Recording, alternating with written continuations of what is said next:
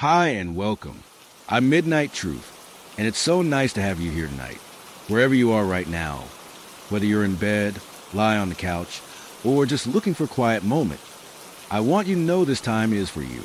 Take a deep breath in, and as you breathe out, feel the weight of the day start to fade.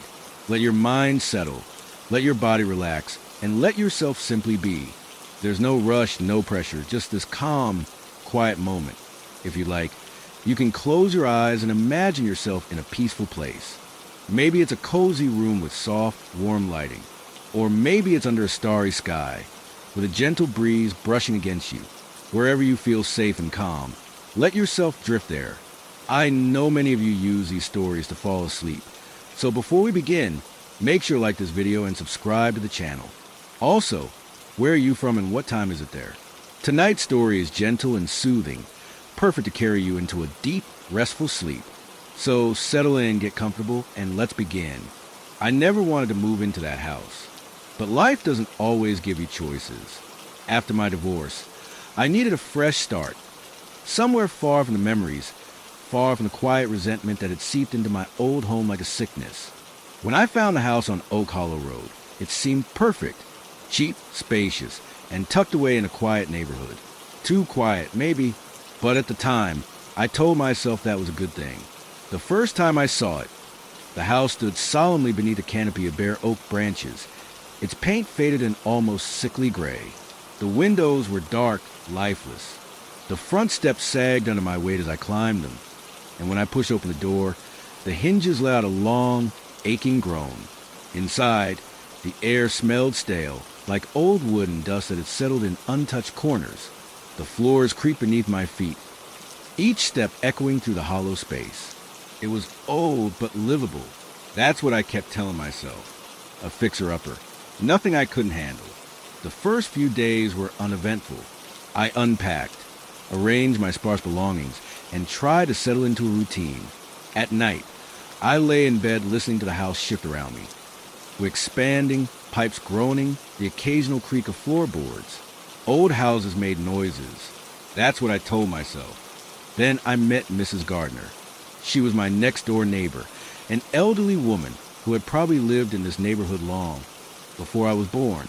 I ran into her while checking my mailbox, and she gave me a long, scrutinizing look before speaking. "You moved into the Holloway house." The way she said it sent a small chill through me. "I guess so," I replied, trying to keep my tone light. "Did you know the last owner?"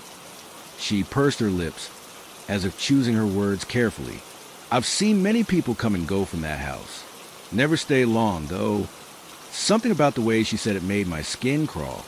"Why is that?" She glanced toward the house, lowering her voice.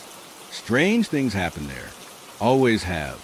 The man who built it, Holloway, wasn't right in the head. Did things in that basement. Things that brought trouble." I forced a laugh. "What kind of trouble?" Mrs. Gardner hesitated, then shook her head. "You'll find out soon enough." With that, she turned and walked away, leaving me standing there with the hairs on the back of my neck standing straight. That night, I had trouble sleeping. The noises seemed louder, more deliberate. Around 3 in the morning, I woke up to the sound of something heavy shifting in the attic. A dragging sound, like furniture scraping against wood. I lay there, staring at the ceiling, my breath shallow. I told myself it was nothing, just the house settling. But deep down, I wasn't so sure. The next morning, I told myself I was being ridiculous. Houses settle, old with shifts. That's all it was. I made coffee, sat by the window, and watched the street outside. It was quiet, almost unnaturally so. No kids playing, no joggers, no cars except for Mrs. Gardner's rusted sedan parked in the driveway next door. I decided to check the attic. The pull-down ladder groaned under my weight as I climbed up, the air turning noticeably colder as I reached the top. Dust floated in the dim light filtering through a small, grime-covered window. It was mostly empty, just a few old trunks and wooden crates pushed against the walls. The floorboards were warped, some slightly raised as if something underneath was pressing against them. Then I saw them. Footprints. A trail of dust had been disturbed, leading from the attic entrance to the farthest corner of the room. but they weren't mine. They were smaller, like a child's. I stared at them, heart pounding, trying to come up with a reasonable explanation. Maybe an animal? But no, they were too perfect, too human. I left the attic in a hurry, shutting the hatch behind me and trying to shake the growing unease that had settled in my chest. The rest of the day, I couldn't shake the feeling of being watched. It wasn't paranoia. It was something else, something deeper. The kind of feeling you get when you wake up in the middle of the night and just know, without a doubt, that something is standing in the dark corner of your room, watching you breathe. I went to bed early, determined to ignore it. But at exactly 3:12 a.m., I woke up. A noise, a slow, deliberate creaking of floorboards in the hallway outside my bedroom door. I held my breath, every muscle in my body going rigid. The sound stopped. Silence. Then 3 soft knocks on my bedroom door. Knock, knock, knock. I didn't move. I couldn't. A minute passed. Then another. Finally, I reached for my phone, hand trembling, and turned on the flashlight. The beam cut through the darkness as I pointed at the door. It was open, just a crack. I hadn't left it open. I sat there, frozen, staring at that sliver of darkness beyond the doorway. My pulse hammered in my ears. I listened, straining for any sound, any hint that I wasn't alone. Nothing. Slowly, I got out of bed, taking careful steps toward the door. I pushed it open all the way, the hinges letting out a faint squeak. The hallway was empty, but the air was freezing. A sharp, acrid smell hung in the air, like burnt hair or something rotting. I swallowed hard, forcing myself to take a few steps forward. My own house felt foreign now, like I was trespassing in a place I didn't belong. I checked every room, every corner. Nothing. Still, I didn't sleep the rest of the night. The next morning, I went to see Mrs. Gardner. Before I could even knock, she opened the door. It was like she had been expecting me. "You heard it, didn't you?" she asked, her expression unreadable. I hesitated before nodding. She sighed. "It always starts with a knocking." I felt a chill crawl up my spine. "What is it?" She didn't answer right away. Instead, she glanced toward my house. "You need to leave." I stood on Mrs. Gardner's porch, my pulse still unsteady from the night before. The weight of her words sat heavy in my chest. "You need to leave."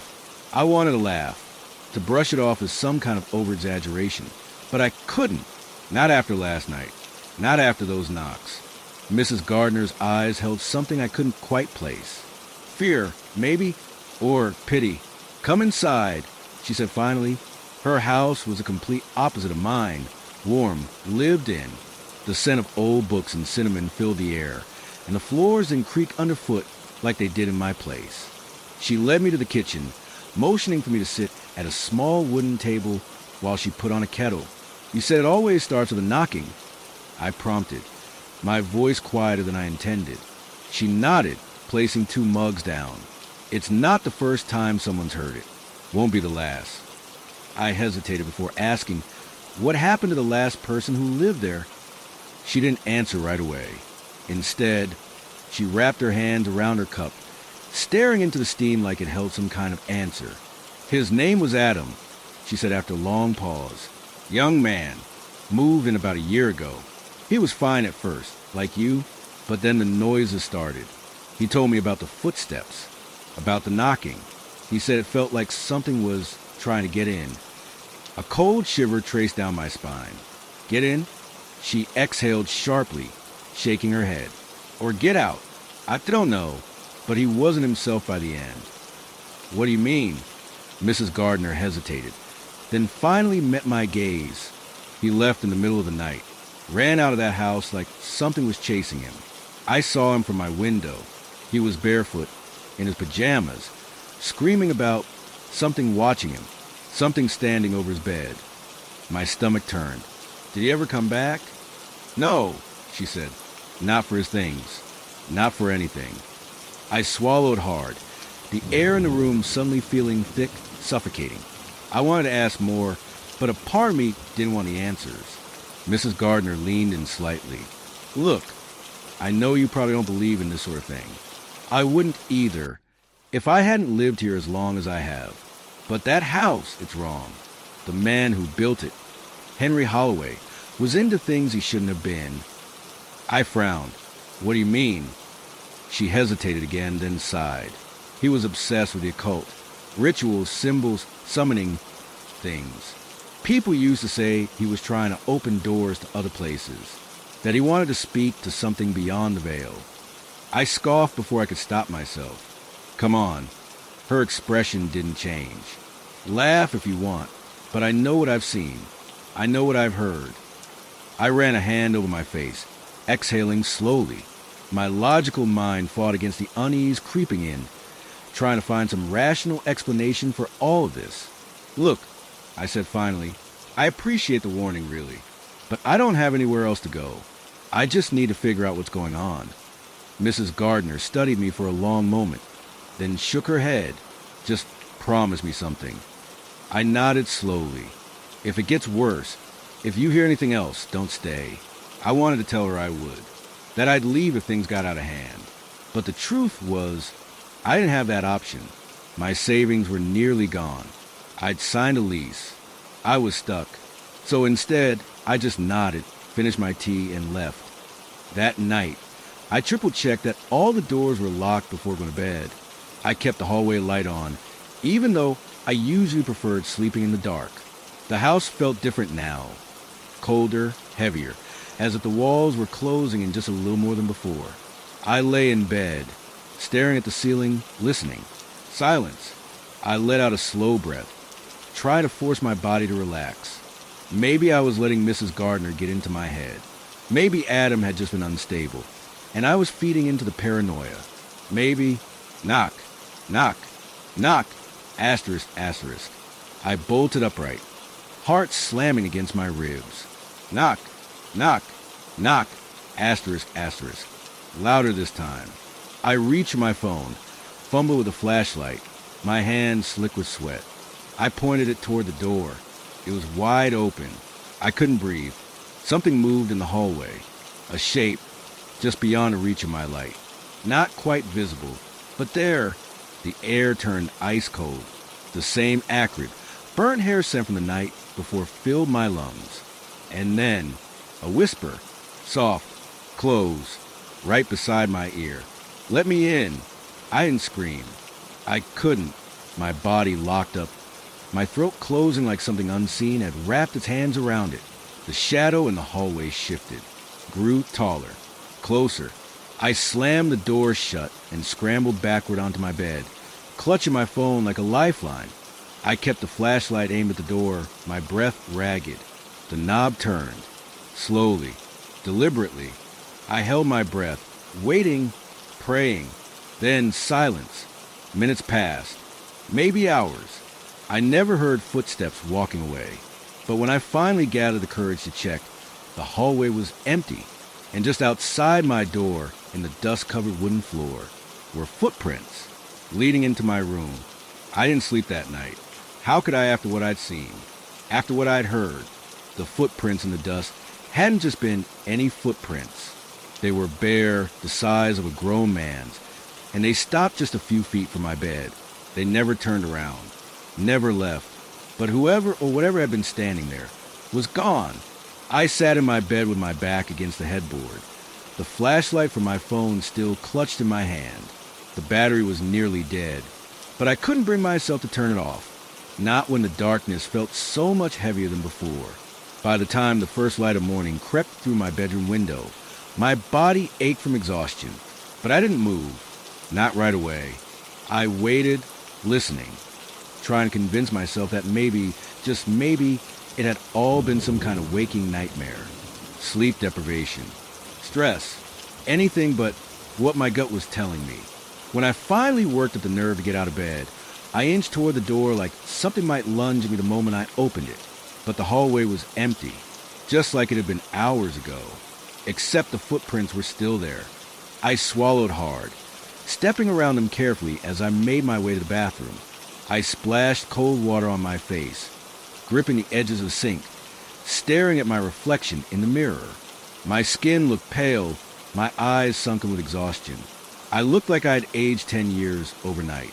This isn't real.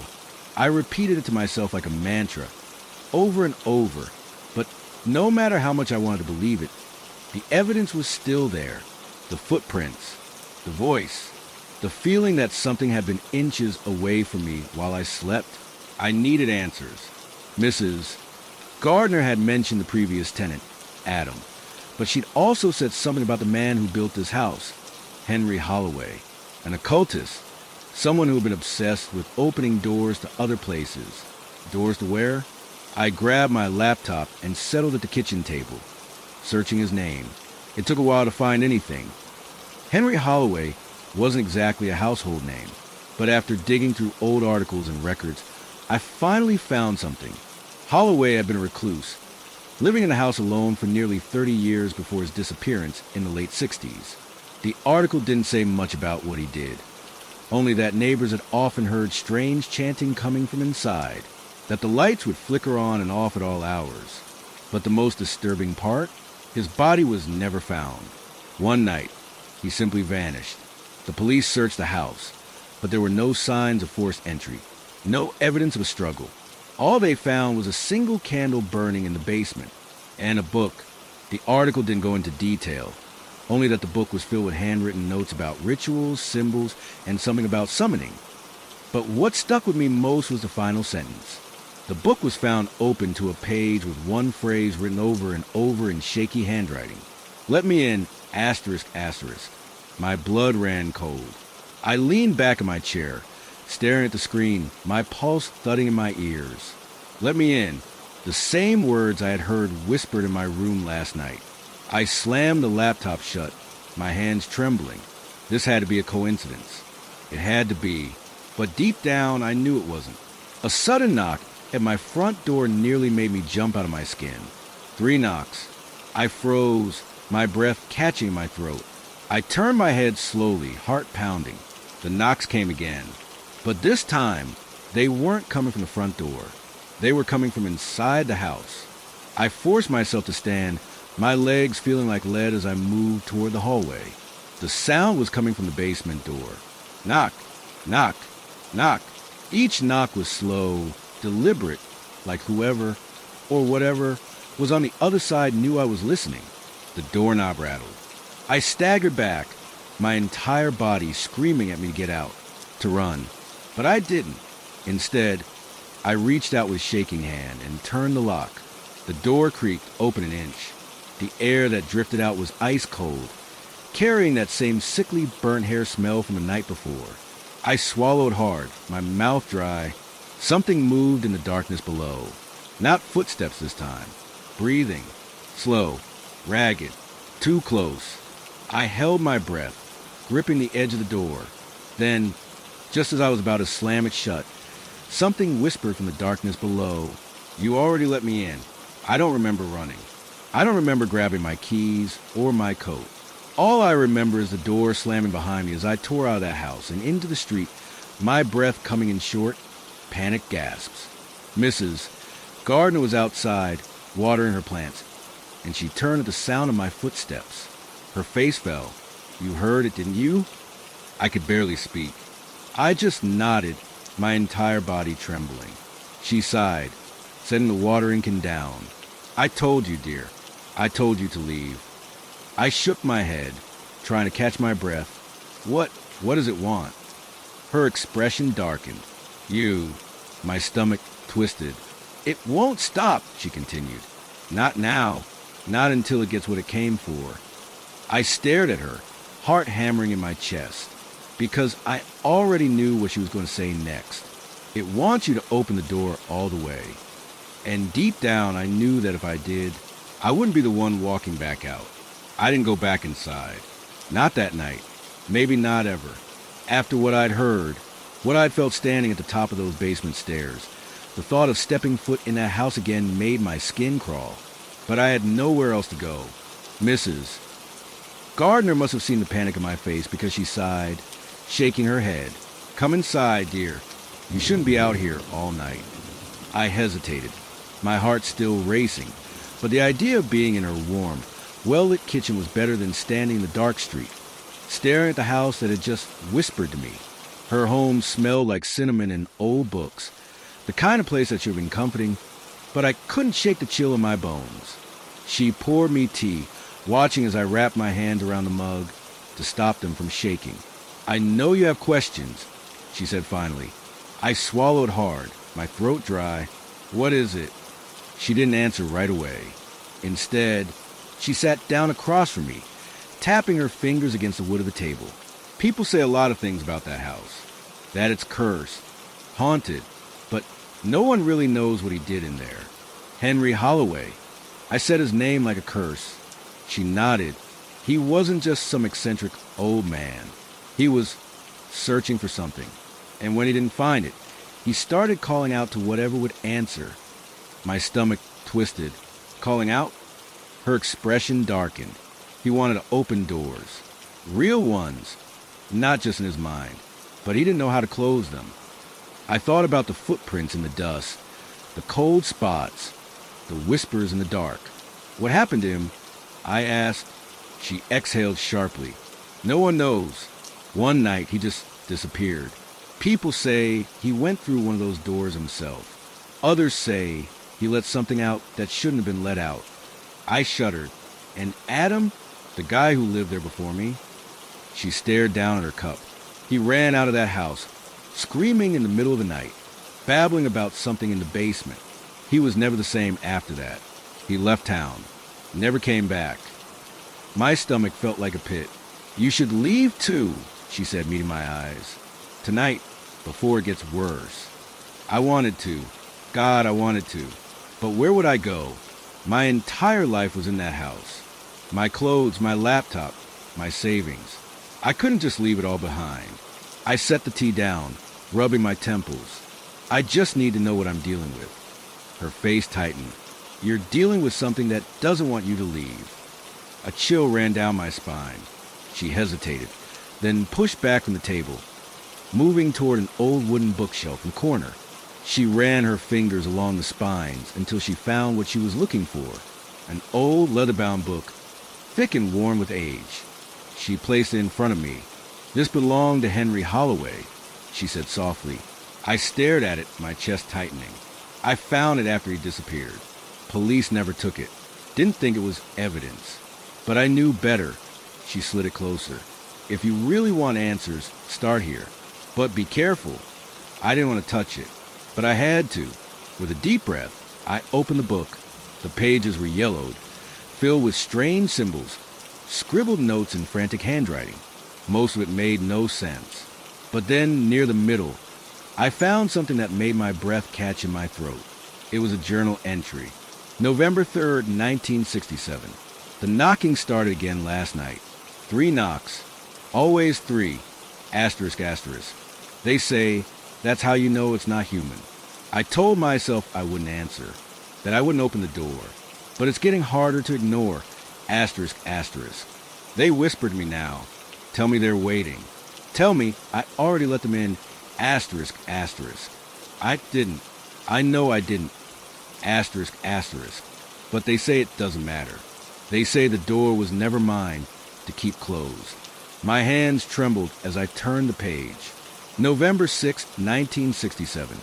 I made a mistake. I opened the door. Asterisk, asterisk. The ink was smudged after that, as if his hand had been shaking too badly to write. I felt sick. The knocking, the whispering, it was happening again. I shut the book, pushing it away like it burned me. This is insane. Mrs. Gardner just watched me, sadness in her eyes. "It won't stop," she said. "You know that, don't you?" I swallowed. "What happens if I don't open the door?" Her lips pressed into a thin line. "Then it'll find another way in." A cold dread settled in my gut. "What do I do?" My voice was barely a whisper. She hesitated, then stood, moving to another room. When she returned, she placed something in my hand, a rusted old key. "The basement," she said. "There's something down there, something he left behind." I stared at the key like it might bite me. "Go now," she urged, "before it's too late." Every fiber of my being screamed at me not to do this, but I had no choice. I took the key and walked back toward the house, the front door yawning open like a mouth waiting to swallow me whole. As I stepped inside, the air felt different, heavier. The silence wasn't just silence. It was waiting. The basement door stood at the end of the hall, slightly ajar. The smell of burnt hair drifted out. I gripped the key so tight it dug into my palm. Then I stepped forward, and the door swung open on its own. The basement stairs stretched down into darkness, the air thick with damp and something else, something foul. Burnt hair, old blood. I hesitated at the top, gripping the rusty key so hard it left an imprint in my palm. The door had swung open on its own, and that should have been enough for me to turn around, walk out, and never come back. But I couldn't. Mrs. Gardner had given me this key for a reason. She knew something, and if I wanted any hope of understanding what was happening to me, to this house, I had to go down there. I swallowed hard, forcing my foot onto the first step. The wood groaned under my weight, the sound stretching into the silence. Then the second step, the third, the darkness thickened around me. It wasn't just the absence of light. It felt alive, pressing against my skin, whispering the back of my mind. Halfway down, the temperature plummeted. My breath came out in a white mist. I reached the bottom. The basement was larger than I expected. The walls lined with old wooden shelves filled with dust-covered boxes and rusted tools. A single light bulb hung from the ceiling, swaying slightly, though there was no breeze. I pulled the chain. Nothing, of course. My phone's flashlight flickered on, casting long, jagged shadows across the concrete floor. Then I saw it. A door. It was smaller than a normal door, barely 5 feet high, set into the far wall like it had been built as an afterthought. The wood was darker than the rest of the basement, almost black, and the handle was wrapped in old, brittle twine. The key in my hand pulsed with cold. This was it. This was what Mrs. Gardner had meant. As I moved closer, the smell got worse, thicker, like something had been left to rot down here for years. I hesitated. Then I reached out and touched the handle. A shock jolted up my arm. Not static electricity. Something deeper, something that made my vision blur for a second, like the room had tilted around me. The twine snapped under my fingers. The key slid into the lock and turned. The door swung inward with a long, dragging creak, revealing a narrow passage. My flashlight flickered. There were stairs leading further down. This house had another level beneath the basement. My stomach twisted. I wanted to turn back. I should have turned back, but I stepped through the doorway instead. The air changed a second. I crossed the threshold. The scent of burnt hair and blood was gone, replaced by something else. Something sweet, cloying, like decayed flowers. The walls were different here. They weren't wood or concrete. They were stone, old and uneven, as if this part of the house had been built long before anything else. I moved slowly, my footsteps muffled against a thick layer of dust coating the floor. At the bottom of the stairs, the passage opened into a circular room. Candles lined the walls, unlit but fresh, their wax smooth and untouched by time. Symbols had been carved into the stone floor, deep and deliberate, their edges filled with something dark and dried. In the center of the room was a table, and on that table lay an open book. I stepped closer. The pages were covered in frantic handwriting. The ink smudged in places like the writer's hand had been shaking too much to stay steady. I skimmed the words. It's not the house. It's not the house. It's what he called. It's what he called. He thought he could control it. He was wrong. Asterisk, asterisk. The knocking is only the beginning. Once you hear the whispers, it's already inside. Asterisk, asterisk. My blood turned to ice. I had heard the whispers. A low creak sounded behind me. I froze. Then, slowly I turned. The passage I had come through was gone. The doorway was gone. Just solid stone. Panic shot through me like lightning. I stumbled forward, running my hands over the wall, searching for a hidden door, anything. A breath brushed the back of my neck. Not a breeze, not the movement of air. A breath. I spun around, my phone shaking in my grip. The beam of light wavered, flickering across the stone. I wasn't alone. Something shifted in the shadows at the far end of the room. A figure. Tall. Too tall. Its body was wrong. Stretched, elongated, the limbs slightly off, like it had been put together by someone who didn't understand how humans were supposed to look. And its face. God, it didn't have a face. Just smooth, featureless skin where eyes, a nose, a mouth should have been. Then it took a step toward me. The floorboards above creaked. Not just in one spot. All of them. Like something was moving upstairs. Something big. I backed away, my breath coming in short, panicked bursts. My phone flickered again, the light dimming. Struggling, the thing stepped closer. And then the whispering started. Not one voice. Dozens. All around me. Overlapping. Murmuring words I didn't understand, pressing against my skull like hands try to claw their way inside. My vision blurred. I was falling. Or maybe I was being pulled down. The last thing I saw before the darkness took me was the thing's featureless face tilting. Like it was watching me. Like it was waiting. Then everything went black. When I woke up, I wasn't in the basement anymore. I was lying on the floor of my bedroom. The wooden boards cold against my skin. My head throbbed like I had been hit with something, and my mouth was dry, tasting of dust and something bitter. For a long moment, I didn't move. I just stared at the ceiling, trying to make sense of what had happened. The last thing I remembered was the thing in the basement. The whispering pressing into my skull, the way the world had seemed to tilt beneath me. Now I was back in my room, like none of it had ever happened. Except my hands. They were covered in dirt. Black streaks ran up my arms, under my nails, like I had been digging through soil. My clothes were damp, stained with something dark. I sat up too fast, the room spinning around me. My phone was on the floor beside me. The screen cracked, the flashlight still on. But the basement key, it was gone. A deep chill settled in my stomach. Slowly, I pushed myself to my feet, my legs shaking. The house was silent, but not in a peaceful way. It was the kind of silence that comes after something terrible happens. I moved to the door, stepping carefully, half expecting the floor to shift beneath me. Everything felt wrong, like the air was heavier, pressing against my skin. When I reached the hallway, I stopped. The front door was wide open. A gust of cold air drifted inside, making the curtains sway. Beyond the doorway, the street was dark, empty. I hadn't left that door open. I knew I hadn't. A sound echoed from downstairs. A soft, wet shuffling. I turned my head slowly, my breath catching in my throat. The basement door. It was open. The last time I had seen it. It had been locked, sealed shut with that rusted key. But now, it stood wide open, revealing the dark mouth of the staircase leading down. And there were footprints. Wet, muddy footprints leading up from the basement and stopping just at the top of the stairs. My stomach clenched. They weren't mine. They were too large, too long. And there was one more thing.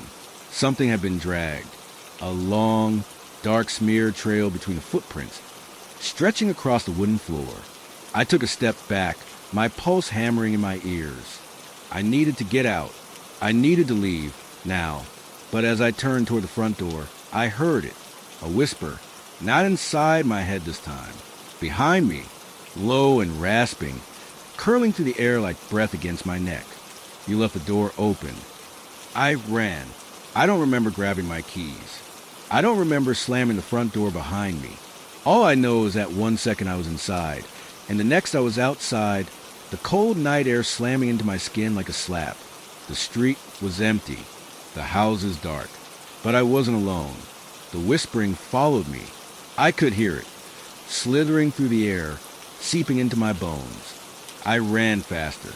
I don't remember unlocking my car, don't remember getting inside, only that I was suddenly behind the wheel, my hands shaking so badly I could barely push the key into the ignition. The engine roared to life. I looked up, and I saw it, standing in the doorway of the house, its head tilted just slightly, like it was watching me, like it was waiting. It had no face, but I knew it was smiling. I slammed my foot on the gas, the tires screeching against the pavement. I didn't stop, not until I was miles away. Not until the house was nothing but a dark smudge in the rear view mirror. But even then I knew it wasn't over. Not yet. I didn't stop driving until I reached the edge of town. My hands were numb from gripping the wheel, my knuckles white. The whispering had faded, but it still clung to me, like an echo trapped inside my skull. I pulled into an empty gas station parking lot, breathing hard, my chest rising and falling in uneven bursts. What the hell had happened back there? The house had done something to me. I had gone down into that basement, and something had followed me back up. Something had walked out of there, left muddy footprints on my floor, whispered in my ear. And the key. I reached into my pocket, my fingers trembling, empty. I had lost it. No, it had been taken. The thought made my stomach churn. I had locked that basement for a reason, and now it was open again. I needed answers, but I couldn't go back there. Not yet. I glanced at my phone. The screen was still cracked, but the battery was somehow at 70%. That wasn't right. I had barely charged it all day. My mouth felt dry. I ignored the growing unease in my gut and started searching. The house had a history. People whispered about it, but I had never looked too deep before. Now I had no choice. It didn't take long to find something. An old news article. Local man found dead in basement of abandoned home. I clicked on it, my heart pounding. The article was from 20 years ago. The man's name was Elliot Mercer. He had owned the house in the early 1900s, back when it was first built. A historian, a scholar of ancient religions and cults. But he wasn't just studying them. He was practicing them. Neighbors had reported strange noises coming from the house at night. Chanting, screams, something scratching at the windows. One woman claimed she had seen him in the backyard under a full moon, carving symbols into dirt, blood running down his arms. Then, one night, he disappeared. When they found him, he was curled up in the basement, his body shriveled like all the moisture had been drained from him. His face was twisted in horror, his hands clutching something unseen. The coroner had no explanation, no cause of death. The house was abandoned for years after that. Then the next owner moved in, and the same thing happened. One by one, people who lived in that house either vanished or left raving about something watching them, something whispering to them at night. One man had run out into the street, screaming about the basement. He had been hit by a car. I swallowed hard, gripping my phone tighter. This wasn't just a haunted house. It was something else, something worse. I sat there for a long time, staring at the screen, my mind racing. Then my phone buzzed. A message, a known number. You shouldn't have left. I dropped the phone. My pulse pounded in my ears. The gas station around me suddenly felt too empty, too quiet. I looked up at the rearview mirror. For a second, I thought I saw something standing behind my car. A dark shape, tall and thin, its head tilted just slightly, watching. Then a truck rumbled past on a highway, and when I looked again, it was gone. But the feeling wasn't. The heavy, sinking dread in my gut. I wasn't safe. Not out here. Not anywhere. I needed to end this. Somehow, I grabbed my phone with shaking hands and made a decision. I was going back. The drive back to the house felt like a slow descent into something I couldn't name. Every mile closer tightened a knot in my stomach. But I couldn't turn back now. The road was empty, the sky dark, and the trees lining the highway seemed taller, like silent watchers looming over me. When I reached the house, it was waiting. Nothing had changed. The porch light flickered. The front door stood shut, but the air felt different, heavier. I stepped out of the car, hesitating for just a moment. The wind had picked up, rustling the dead leaves along the driveway. Somewhere in the distance, a dog howled. I took a breath and walked toward the house. The door creaked open as if expecting me. The moment I stepped inside, the floor groaned beneath my weight. But there was something else. Something beneath the wood. A sound like a sigh. I locked the door behind me, my fingers trembling. Silence. I stood there for a long moment, listening. But nothing moved. Then I saw them. The footprints. Muddy, wet, leading from the basement door all the way to the center of the living room.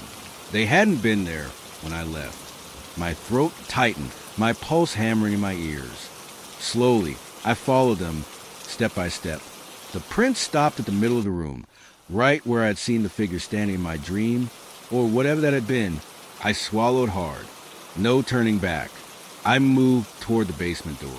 It was open, just a crack. I hadn't left it that way. My hand hovered over the knob, but before I could touch it, a whisper slid through the air behind me. My name. I spun around, but no one was there. Just the empty living room. The dim glow from the streetlight outside casting long shadows across the walls. A trick of my mind. Had to be. I turned back to the basement door and pushed it open. The darkness yawned wide. The stairs stretched down into the pitch-black abyss. I gritted my teeth and took the first step, then another. The air grew colder with every descent, wrapping around me like invisible fingers. By the time I reached the bottom, my breath was coming in short, shallow gasps. The basement was just as I had left it. Damp, cluttered, the walls lined with old shelves and rotting boxes. But something was different. The key was gone. The old chest in the corner, the one I had tried to ignore, was slightly open, and the air felt thick, like the moment before a thunderstorm. I stepped toward the chest, my body stiff with dread. Inside, something glinted in the dim light. A book, old, leather-bound. The cover cracked and peeling, but the symbols carved into it looked fresh. I reached out, my fingers barely brushing the surface when the whisper came again, right next to my ear. Run. I jerked back, knocking over a stack of boxes. Dust exploded into the air. Then, footsteps. Not mine. Slow, deliberate, coming from upstairs. I turned toward the stairs, heart hammering so hard I thought it might crack my ribs. Something moved at the top. A shadow. No, not a shadow. A figure. Tall, thin, head tilted slightly, just like the thing I had glimpsed behind my car. Watching. Waiting. I couldn't breathe. Then the door slammed shut, plunging me into darkness. The basement swallowed me whole. The door above had slammed shut so hard that dust rained from the ceiling, filling the air with a scent of mildew and decay. I stood frozen, my breath coming in short, panicked bursts. Then I heard it. Slow, deliberate footsteps moving across the floor above me. I wasn't alone. Something was up there. I felt it in the weight of the silence, in the way the air seemed to hold its breath. I reached for my phone, fumbling in my pocket. The screen flickered as I turned on the flashlight, casting a weak glow against the damp concrete walls. Shadows stretched unnaturally, twisting in the corners. The book. It sat inside the open chest, waiting.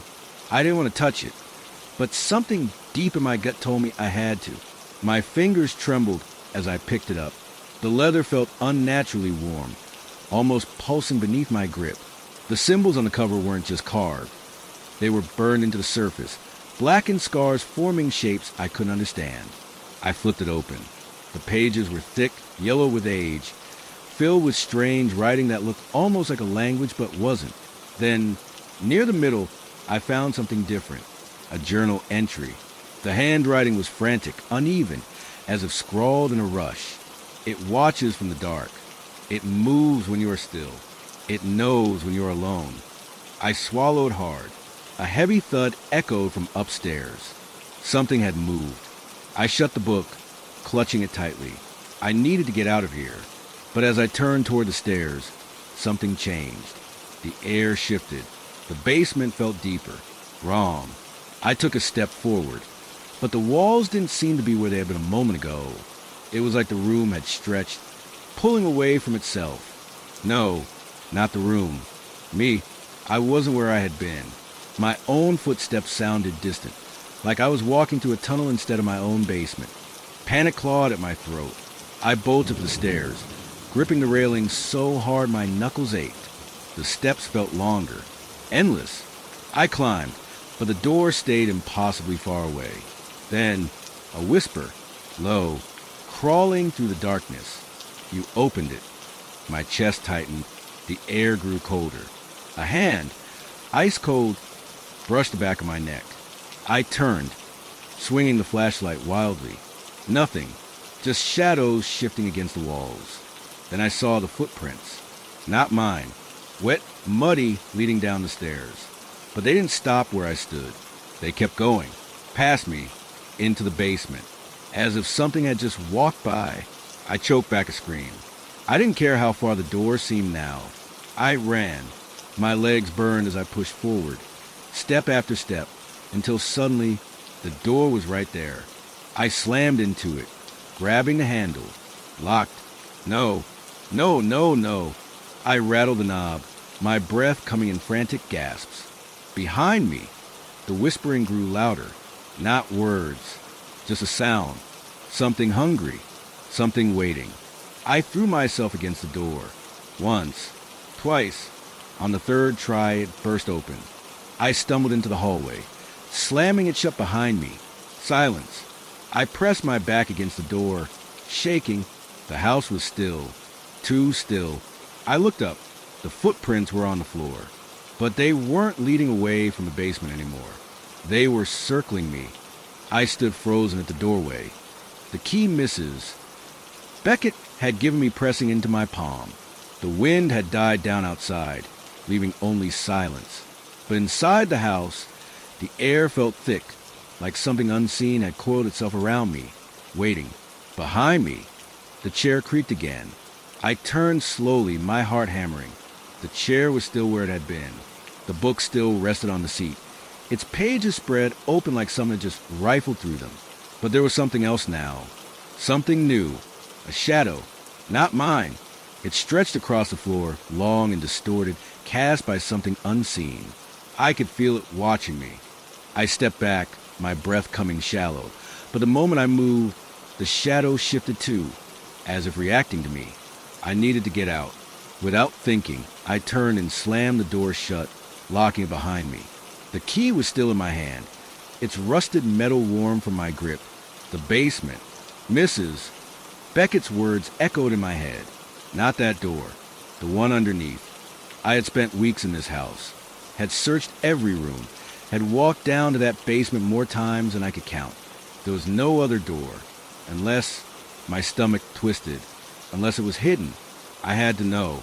I forced my legs to move, crossing the living room, stepping past the chair and the book. Though my skin crawled as I did, the air grew colder the closer I got to the basement door. I hesitated at the top of the stairs, peering into the darkness below. It felt different now.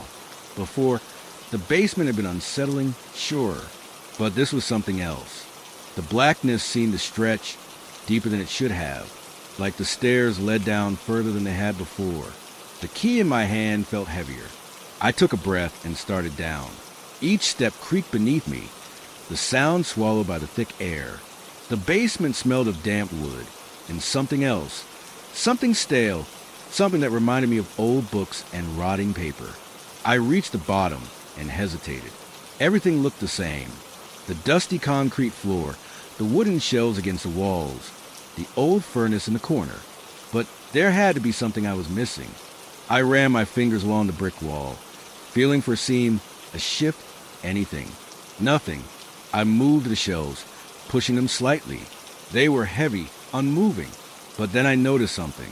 Scratches in the floor. Faint, almost invisible in the dim light, like something had been dragged or moved. My heart pounded as I pressed my hands against the largest shelf, bracing myself. I pushed. At first, nothing happened. Then, slowly it began to shift. Dust kicked up into the air as the heavy wooden structure groaned against the concrete. Inch by inch, it slid aside, revealing what had been hidden behind it. A door, small, wooden, nearly blending into the basement wall.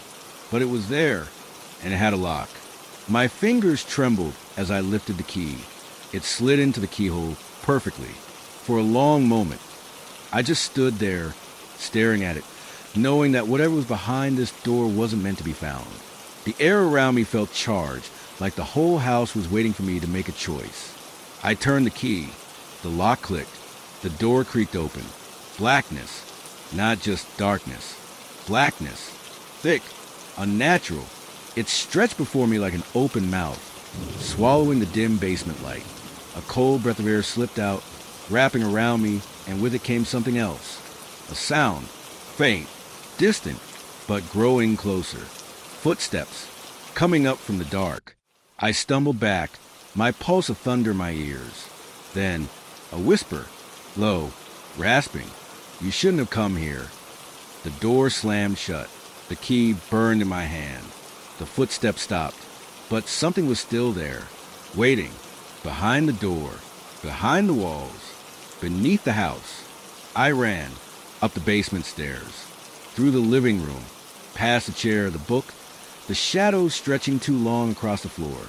I reached the front door and yanked it open, stepping into the cold night air. Mrs.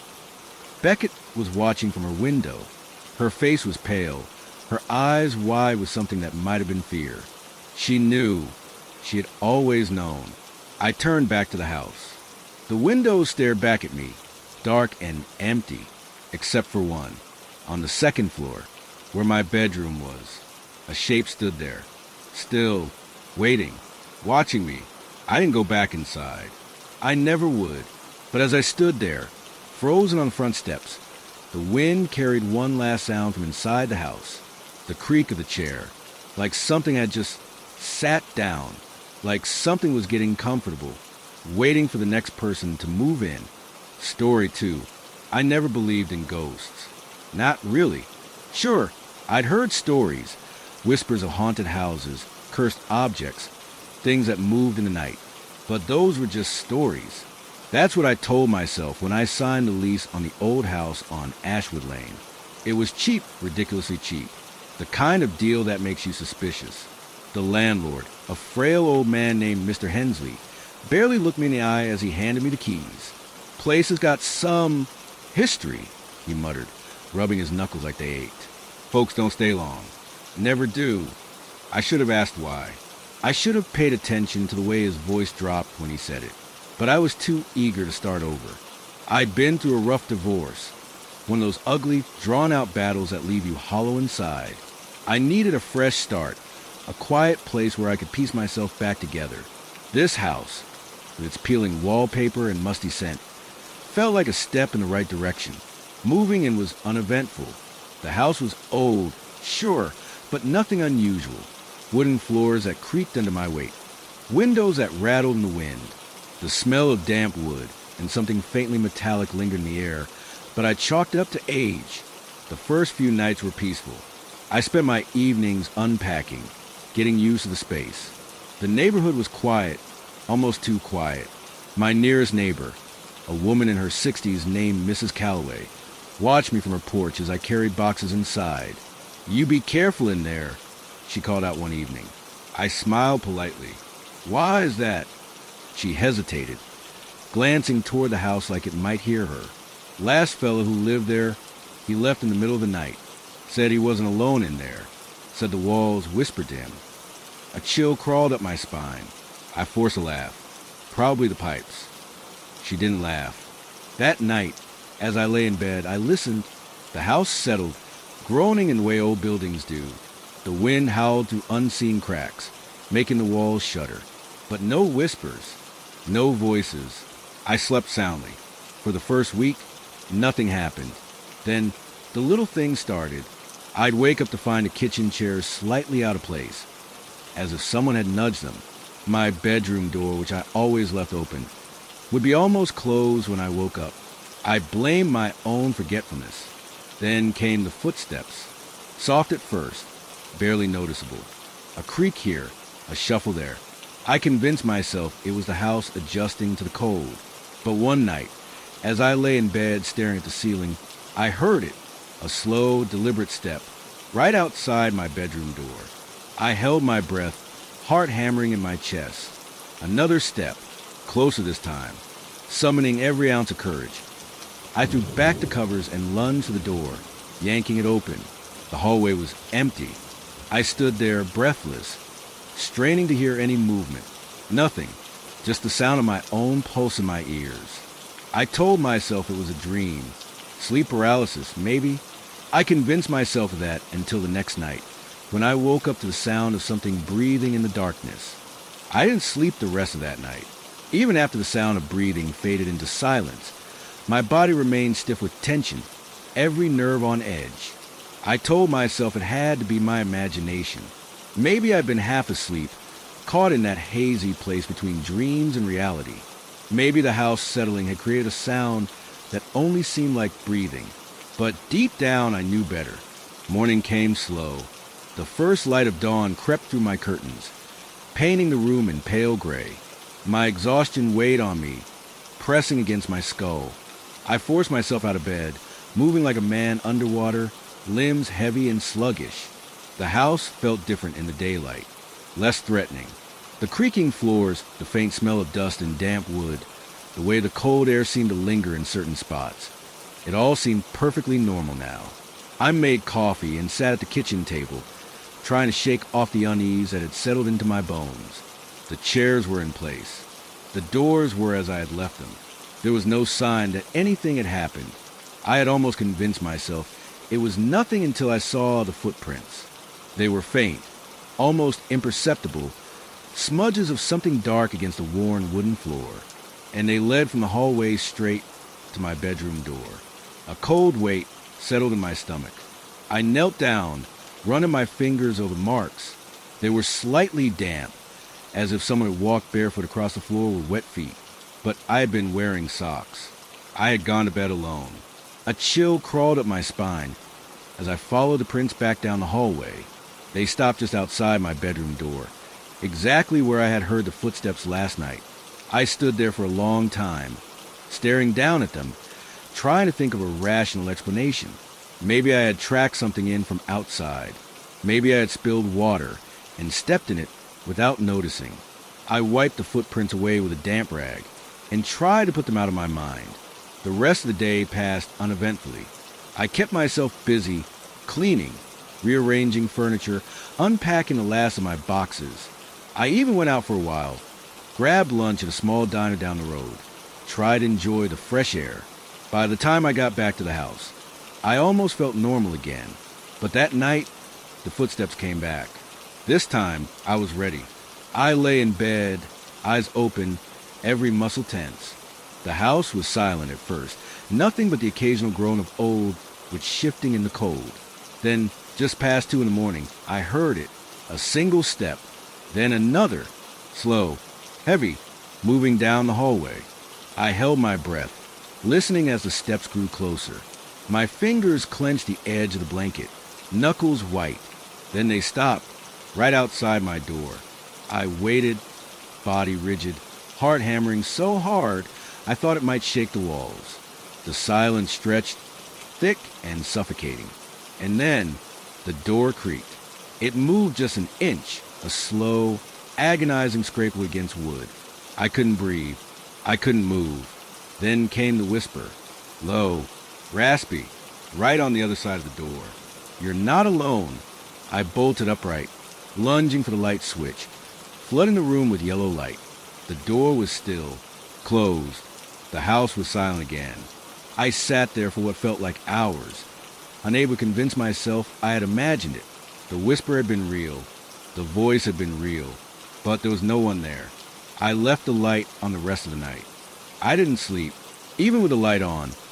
Even after the silence stretched long enough to convince me that whatever I had heard was gone, I couldn't shake the feeling that something was still there, lurking just beyond the reach of the lamp's glow. Every sound, every small creak of the house settling, sent jolts of fear through my body. My ears strained for any sign of movement, any hint of that whisper returning. But the house remained silent. Morning came slowly, the gray light of dawn creeping through my window, washing away the suffocating darkness. I sat up in bed, my muscles stiff from hours of tension. My mind felt foggy, weighed down by exhaustion. Part of me wanted to believe that it had been a dream, some half-waking hallucination brought on by stress and lack of sleep. But deep down, I knew better. I forced myself to get up, dragging my tired body to the bathroom. The face that stared back at me in the mirror was pale, drawn, the shadows under my eyes deep and dark. I looked like someone who hadn't slept in weeks. I turned on the faucet, letting the cold water run before splashing it over my face. As I rubbed my eyes, something in the mirror caught my attention. The bathroom door. It was open just an inch. I was sure I had closed it last night. A slow, crawling chill spread through my chest as I turned around and stepped toward it. The hallway outside was empty, bathed in the dim morning light. Nothing was out of place. Nothing seemed wrong. But I couldn't shake the feeling that something had been watching me. I spent the rest of the morning trying to distract myself. I made breakfast, flipped through the newspaper I had picked up at the diner yesterday. Even stepped outside for a short walk just to clear my head. The neighborhood was quiet as always. Too quiet. Mrs. Calloway was sitting on her porch, her wrinkled hands curled around a steaming mug of coffee. She watched me with that same wary expression as before. "Morning," I said, forcing a smile. She hesitated, then nodded. "Did you sleep all right?" There was something in her tone that made my stomach tighten.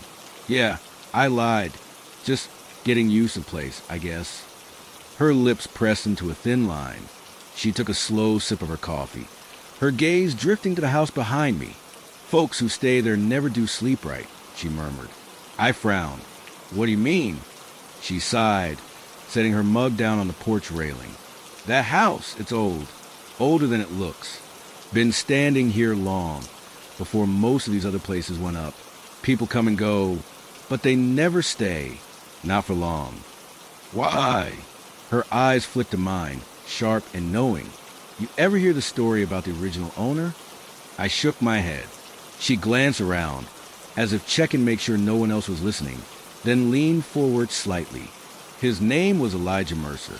Built the house himself, back in the late 1800s. He was strange, kept to himself.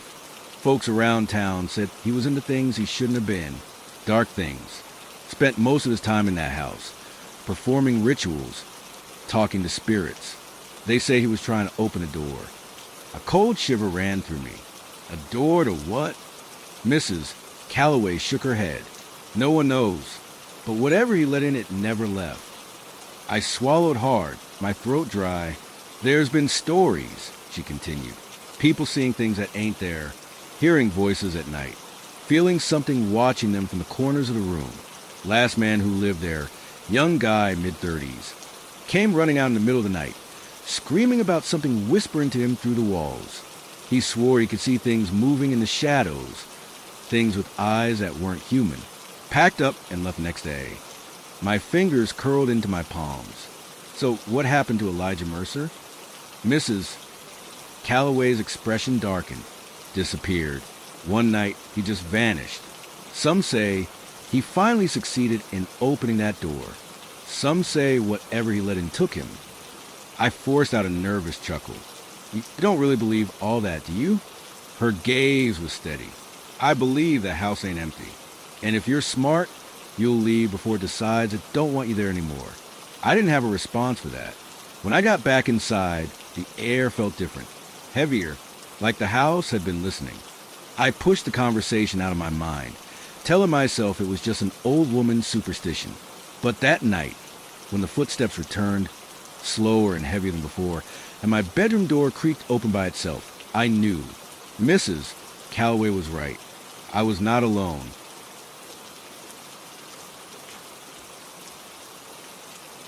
The door stood open, just a few inches, but enough.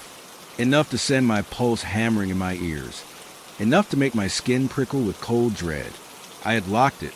I knew I had locked it. My breath came shallow as I lay frozen in bed, staring at the darkness beyond the doorway. The hallway stretched into shadows, its edges just barely touched by the weak light from my bedside lamp. Nothing moved. Nothing made a sound.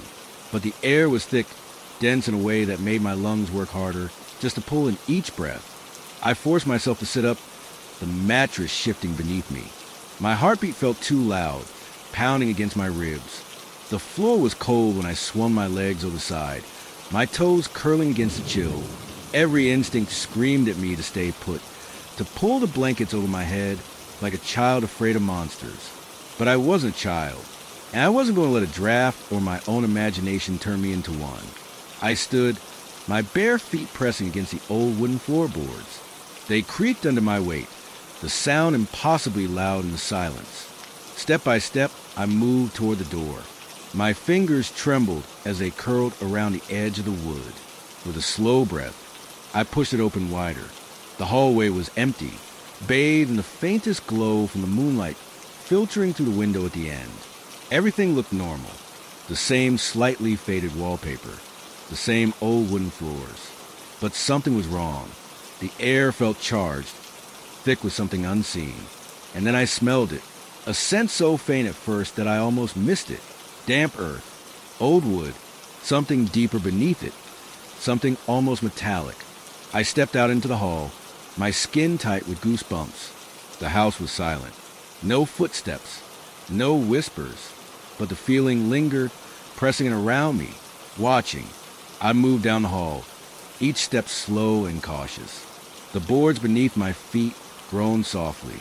I reached the top of the staircase. The darkness at the bottom felt deeper than it should have been, too thick, like it had weight. I didn't want to go down there, but something inside me whispered that I should, that I had to. I gritted my teeth and gripped the wooden railing, slowly making my way down. The stairs creaked beneath me, each one a hollow sound that seemed to stretch too long in the silence. Halfway down, the smell grew stronger, and then a sound, soft, barely there, a whisper. I couldn't make out the words, but it came from the living room. I reached the bottom step and hesitated. The whispering stopped. The air was heavy, pressing against my skin like damp cloth.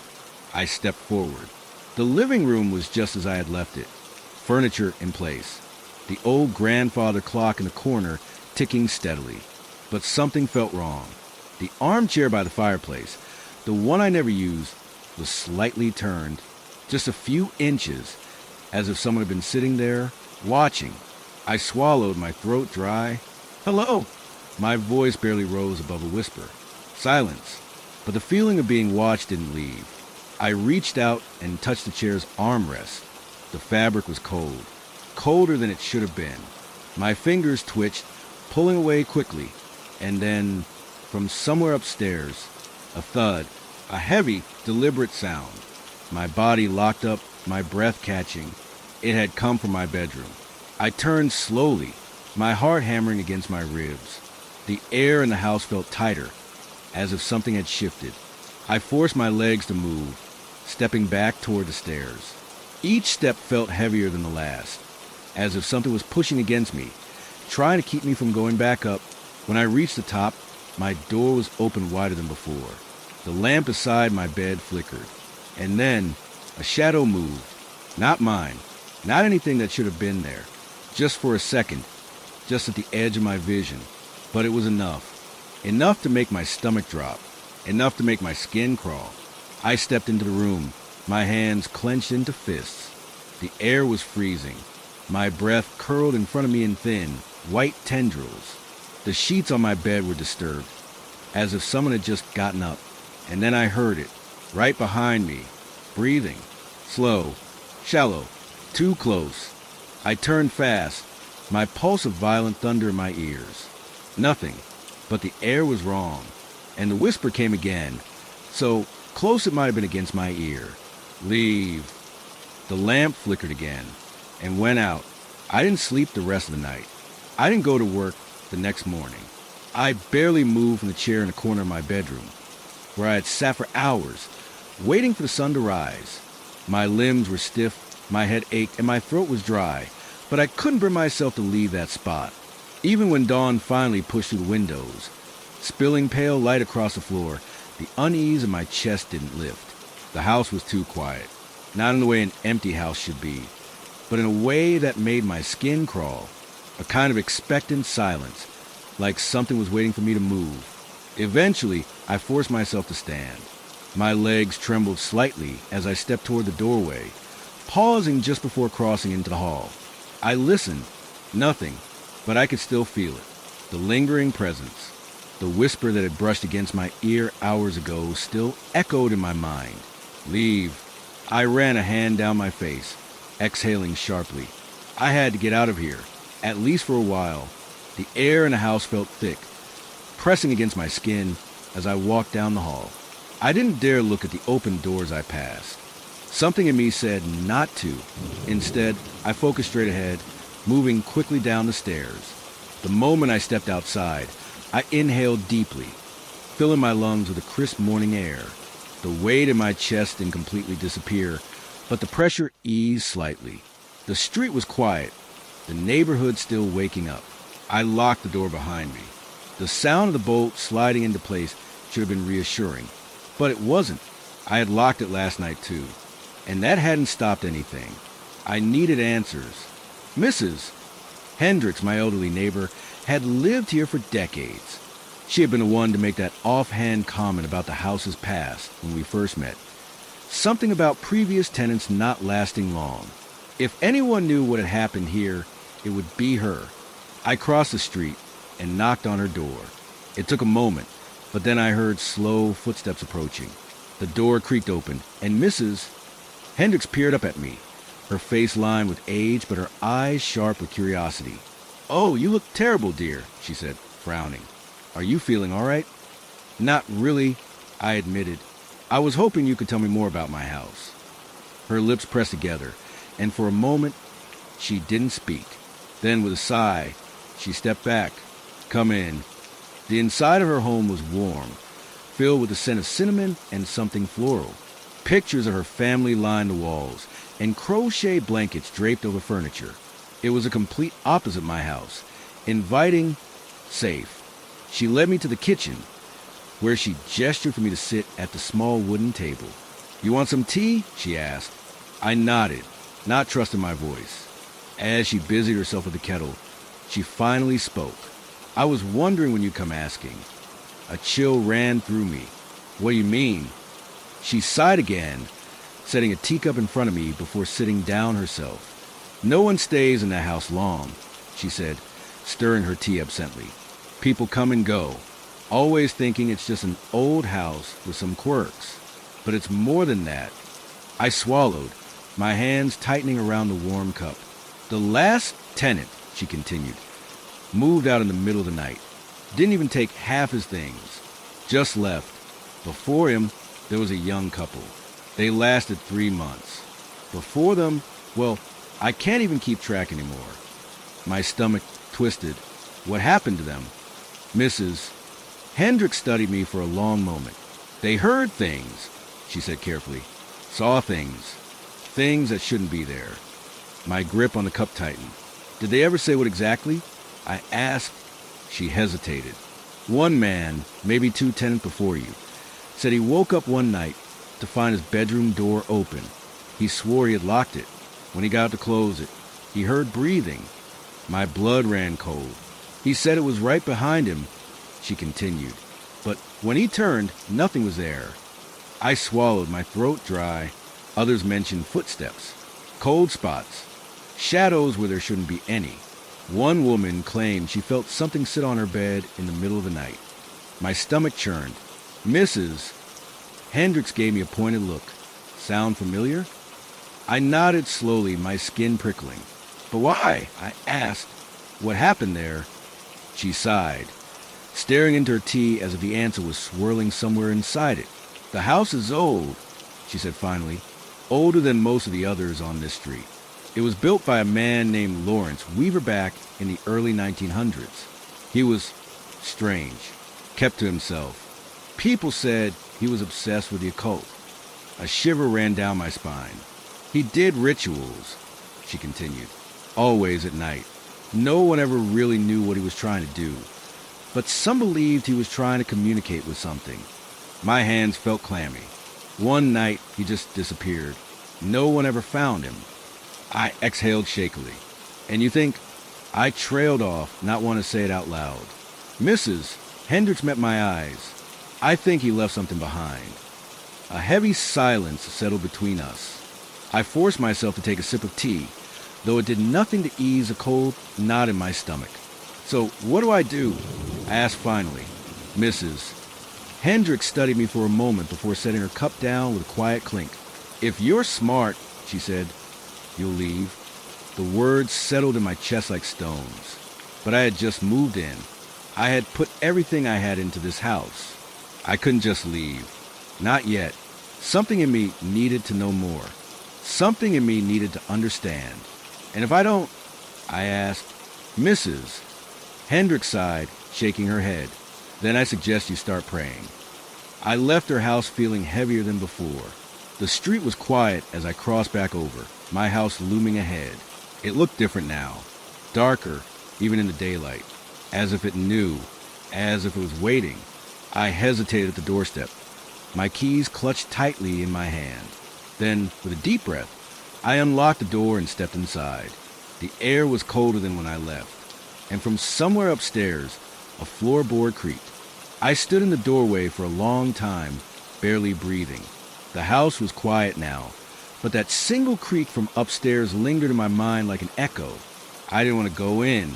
Every part of me screamed to turn around, to get in my car and drive, until this house was nothing but a memory in the rear-view mirror. But I stepped forward anyway. The door closed behind me with a dull thud. The air inside was thick, heavy with something unseen. It pressed against my skin, against my chest, making it just a little harder to breathe. I moved slowly, my ears straining for any sound. Nothing, but I wasn't stupid enough to believe I was alone. I walked to the living room, my footsteps muted against the old wooden floors. Everything looked exactly as I had left it. The couch, the coffee table, the half-empty glass of water on the counter. But it felt different, like someone had been here while I was gone. I swallowed hard and forced myself to move. The stairs loomed ahead, the darkness at the top seeming deeper than it should have been in the daylight. I hesitated at the first step, my fingers gripping the banister.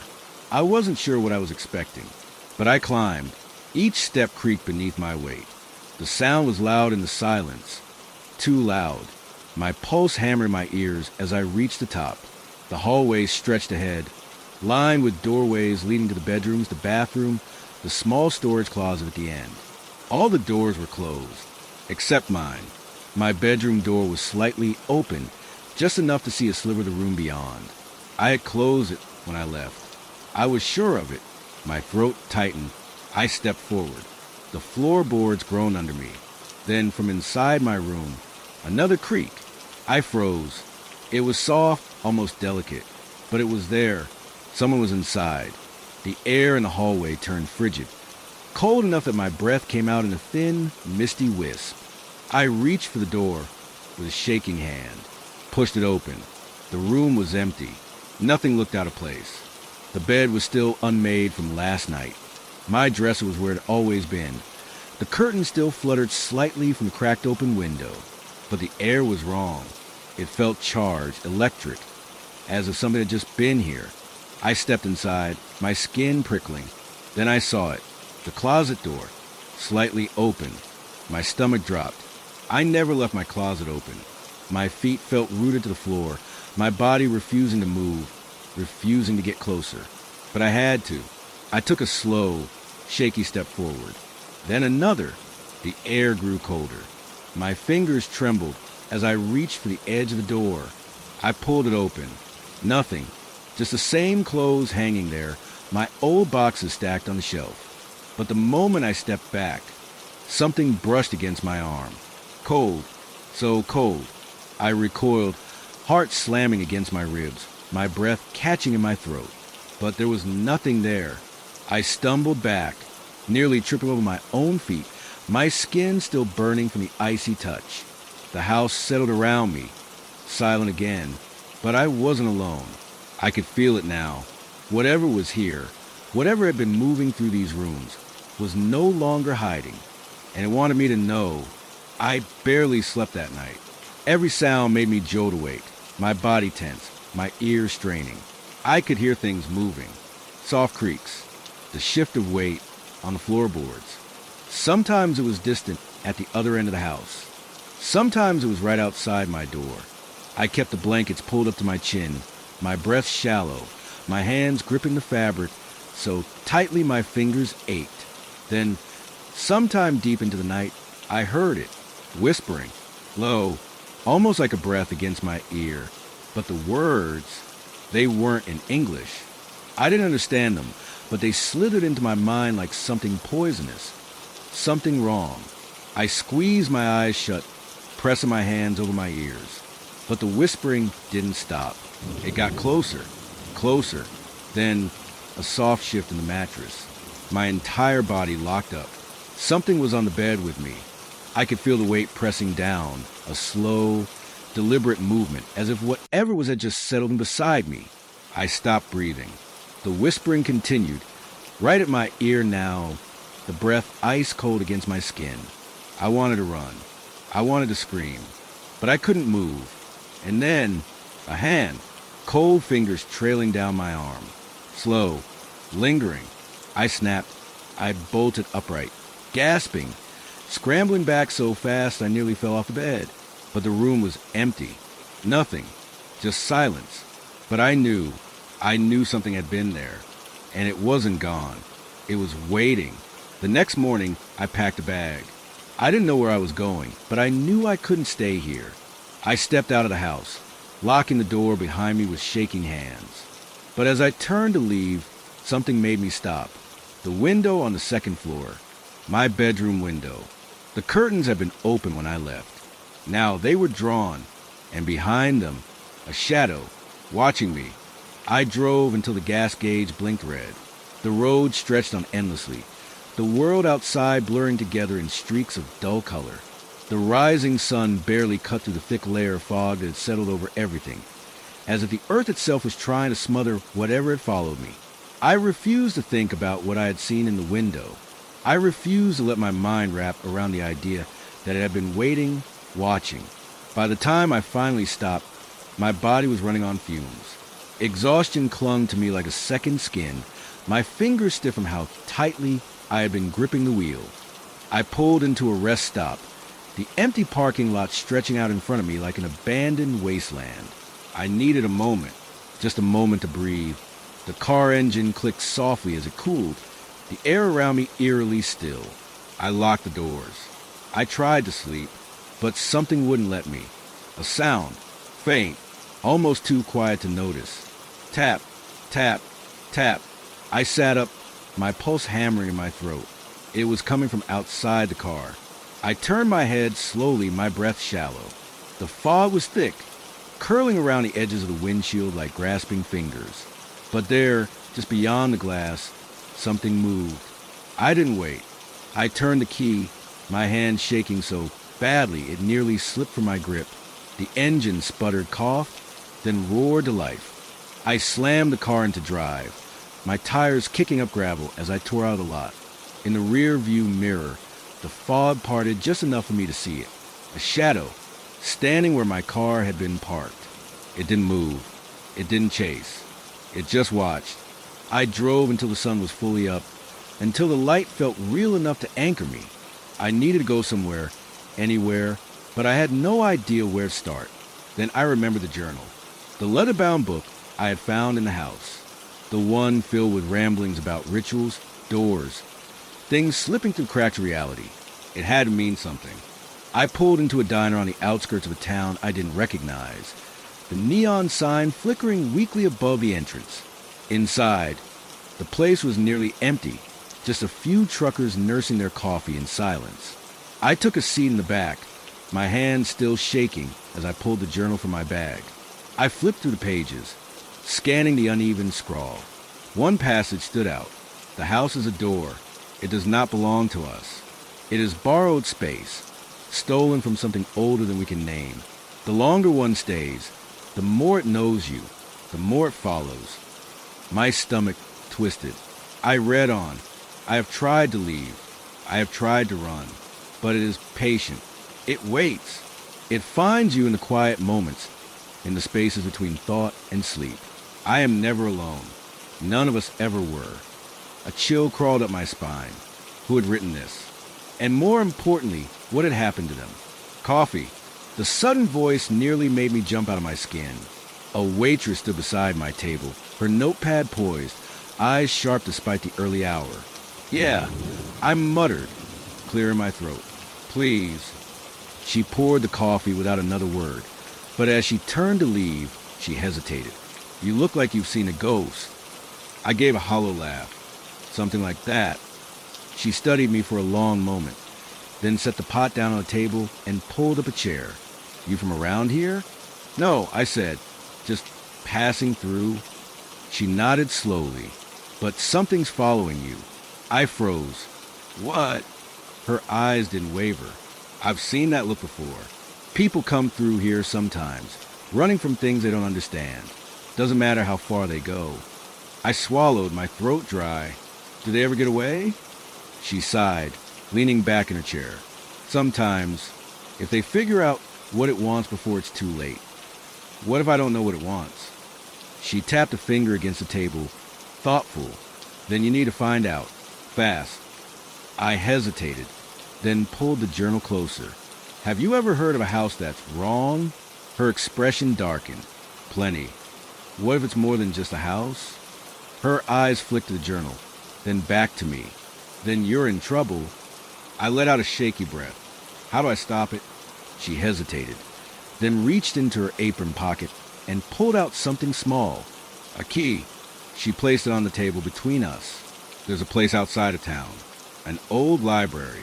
Most people don't go there anymore. But if you want answers, that's where you'll find them. I picked up the key, the metal cool against my palm. What's in the library? She stood, grabbing the coffee pot. History, she said. And sometimes, history is the most dangerous thing of all. She walked away, leaving me alone with the journal, the key, and the slow, creeping dread that no matter where I went, it was still watching. I sat in that diner for a long time, staring at the key on the table. The weight of it felt unnatural, heavier than it should have been. It was old, the metal worn smooth, like it had been passed through many hands before mine. Something about it made my stomach twist, but I knew I didn't have a choice. I needed answers. The waitress hadn't come back to my table since she left the key. She moved around the diner, refilling cups and taking orders, but her eyes never met mine again. It was as if, by giving me that key, she had washed her hands of whatever would come next. I paid for my coffee, left a tip, and stepped outside. The morning was crisp, the air carrying the scent of damp earth, and something else, something metallic like rust. The roads were empty, stretching out in all directions like veins leading to unknown places.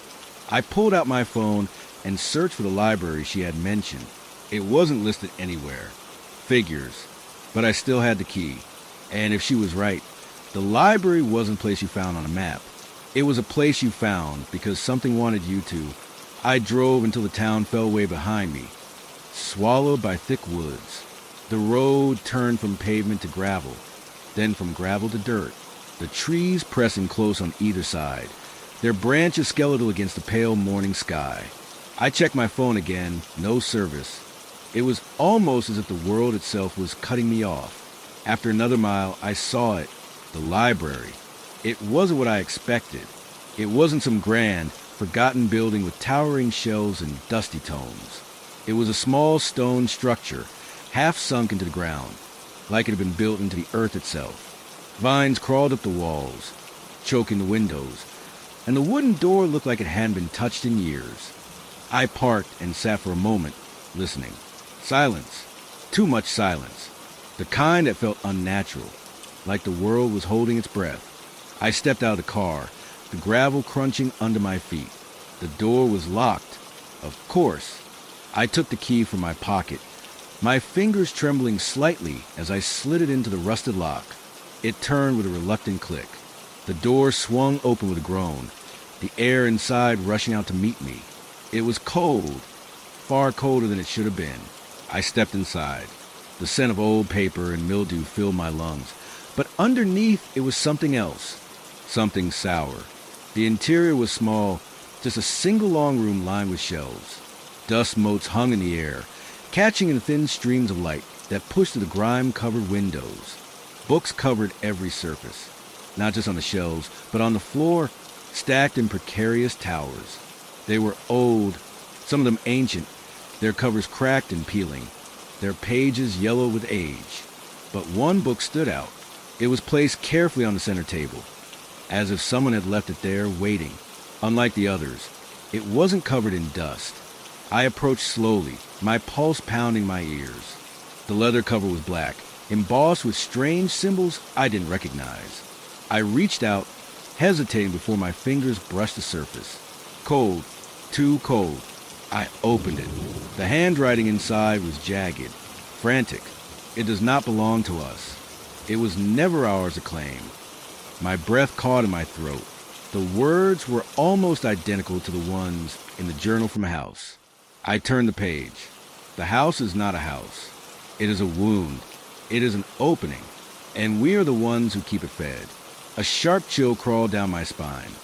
I kept reading, my hands gripping the edges of the book. The first was taken in 1912. They called it a disappearance. They did not understand. They never do. The second was taken in 1948. By then it was awake. By then it was hungry. The book went on like that, listing names, dates, all of them connected to that house. Those who enter become known to it. Those who stay become part of it. Those who leave do not truly leave. The words blurred for a moment as my vision swam. I pressed my palm against my forehead, my skin damp with sweat. It will follow. It will always follow. My stomach lurched. I slammed the book shut. The silence in the library felt heavier now, pressing against me from all sides. I turned, ready to leave, but I wasn't alone. Something shifted in the shadows near the shelves. A figure, tall, wrong. Its shape barely held together, like it was fighting to exist in the same space as me. I couldn't see a face, only the suggestion of one. But I knew without a doubt, that it had been in the house, watching, waiting. My breath caught in my throat. It took a step forward. Then another. The library door was behind me, but I couldn't move. The air turned ice cold.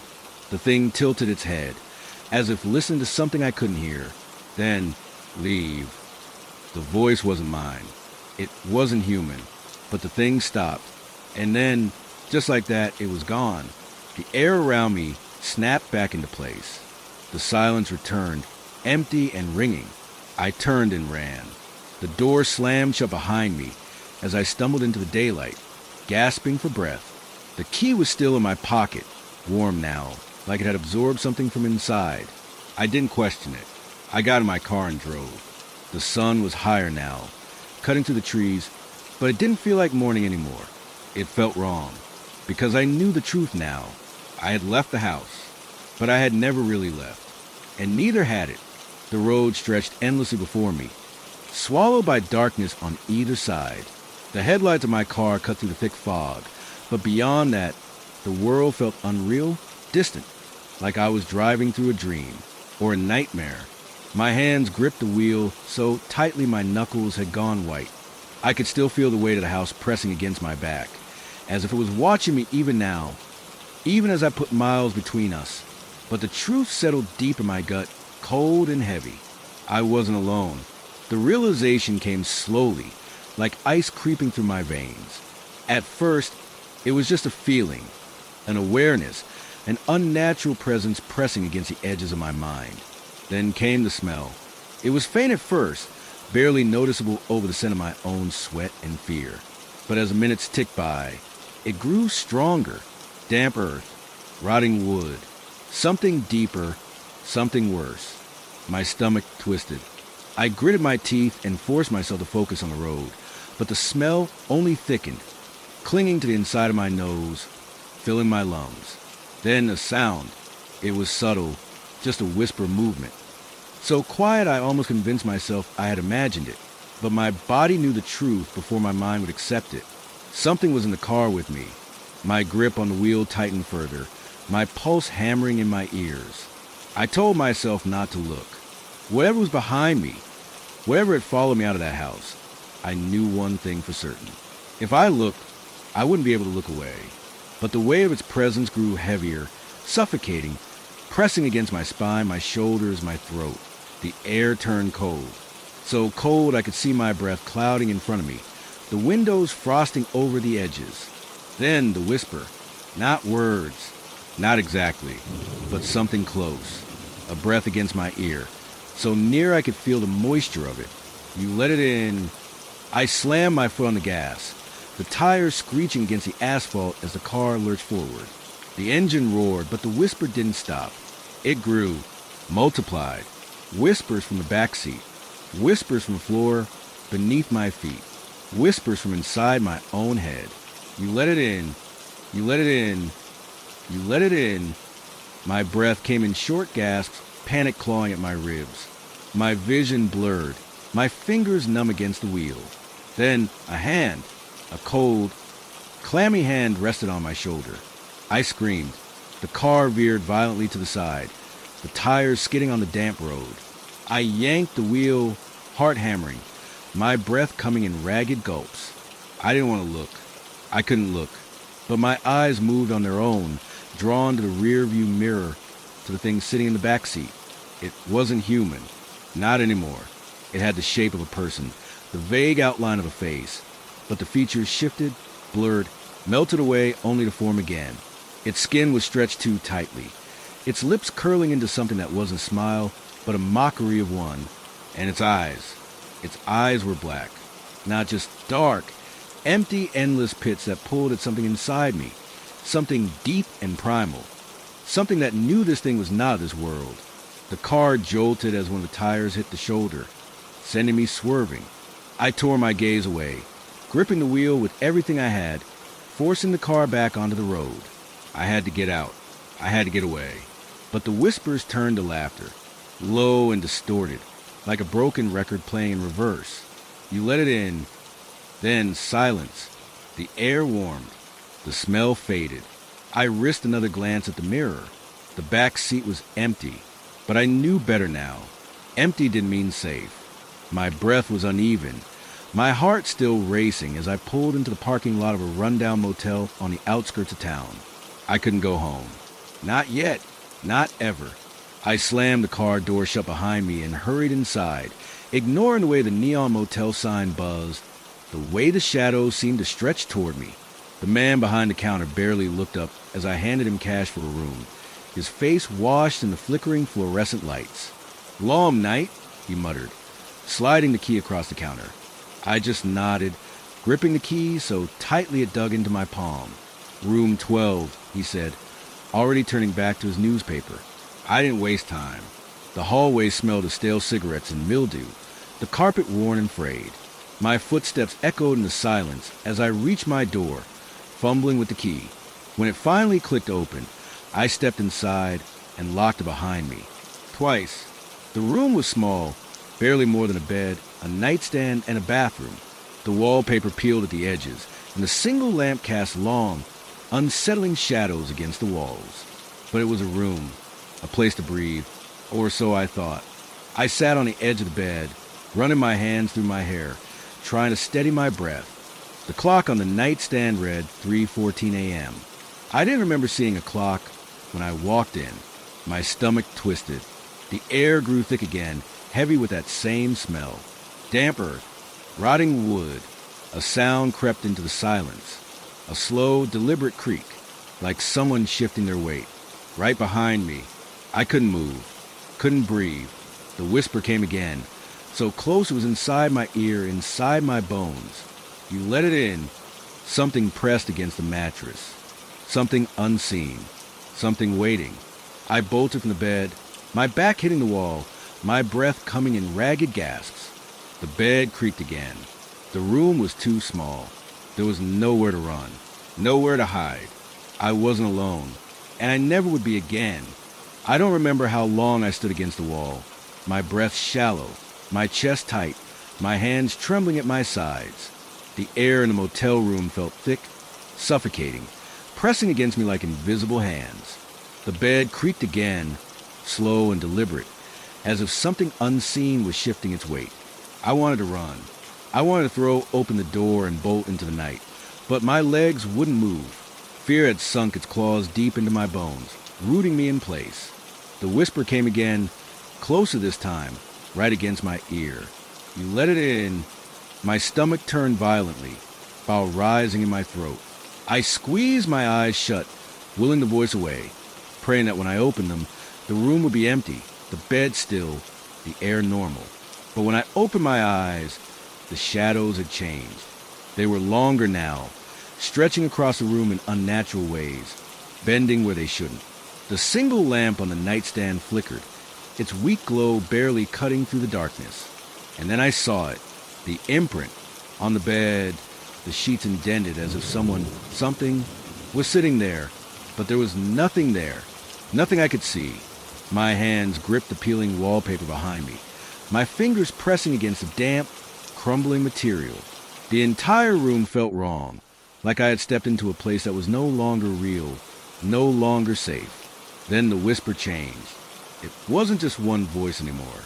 It was many, layered over each other, overlapping, too many to count. Some were distant, barely more than a breath. Others were right next to me, inside me. You let it in, you let it in, you let it in. A sharp, cold gust of air rushed through the room, sending papers from the nightstand fluttering to the floor. The curtains rippled though the window was shut.